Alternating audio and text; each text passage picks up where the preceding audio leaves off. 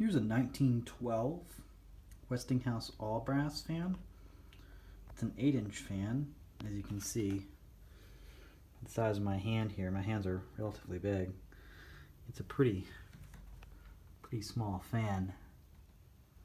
I know the light doesn't really capture the fan all that well, but this lacquer on the blades is all original, and it's still very shiny.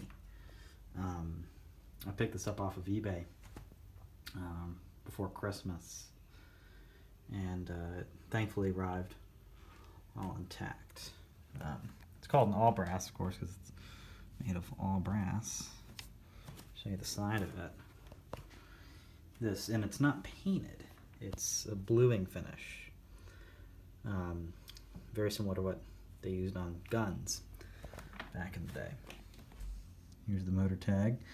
Now, this last micro date is September of 1910, and that's not the date of manufacture. Westinghouse began using these patent dates, and some of them are patent dates, and we'll get to what the others are in a second. And as soon as they started manufacturing fans, they would put that on their tag, very similar to GE. So that helps us date a little bit.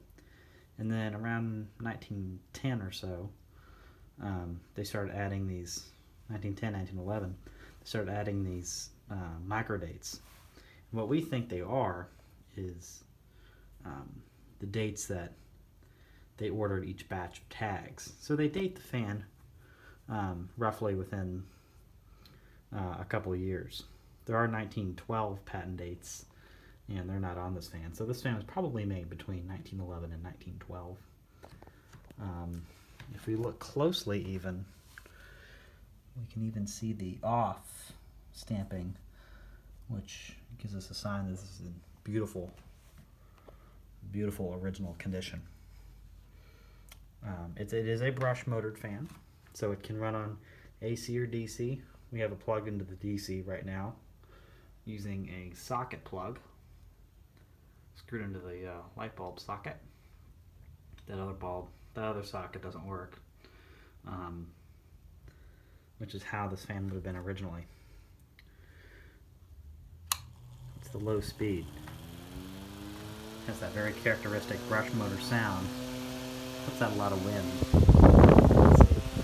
Now, Westinghouse started making these fans in 1908, and they would run all the way up until 1915, where Westinghouse would transition to a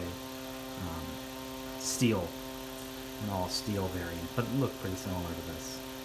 Westinghouse knew that the middle class, especially the upper middle class, was unable to afford fans, but everyone wanted one, because electricity was still very much a novelty, and most early electric fans, like the ones seen on this channel, were very expensive and were only for the very wealthy and for public spaces like businesses and offices. It was quite a draw to be able to have one. It was a luxury, very much a luxury, much like how color TV was a luxury in the middle of the 20th century. That's the low speed. Put it on the medium speed, second speed. So this fan can be run on AC or DC. It's only marked for AC. High speed, highest speed, and and were very versatile back then because alternating current had not taken